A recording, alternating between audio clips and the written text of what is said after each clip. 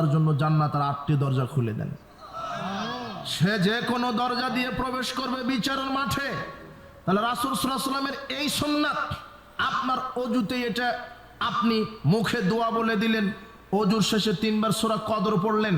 সূরা কদর পড়তে নিষেধ না, আপনি রাতে পড়েন, সালাতের পরে পড়েন, এখন পড়েন, কিন্তু অজু করার পরে পড়তেই হবে। এটা হলো বেদাত। কেন? রাসূল সাল্লাল্লাহু আলাইহি ওয়াসাল্লাম এটা পড়তে বলেন। ঘাড় মাসা করা যাবে না, ঘাড় মাসা করা বেদাত। রাসূল সাল্লাল্লাহু আলাইহি ওয়াসাল্লাম থেকে এটা সুন্নাত থেকে প্রমাণিত নয়, এটা হলো অজুতে বেদাত হলো। আবার আকাশের দিকে তাকিয়ে দোয়া বলতে পারবেন না, আকাশের দিকে তাকানোর কোনো দলিল নেই। আপনি ওখানে বসেই দোয়া পাঠ করেন, কালেমা শাহাদাত, ফজিলত হবে ইনশাআল্লাহ। অজু, এরপরে সালাতের মধ্যে শয়তান বেদাত ঢুকিয়ে দিল।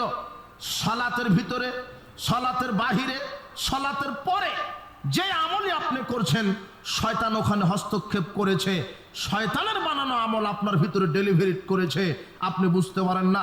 এদেশের মানুষ সালাত শুরু করার পূর্বেই 8টা থেকে 9টা বেদাত করে। কয়টা?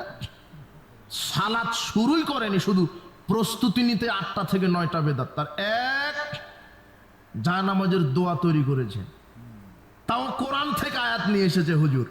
হে জাতা হুজুর নাকি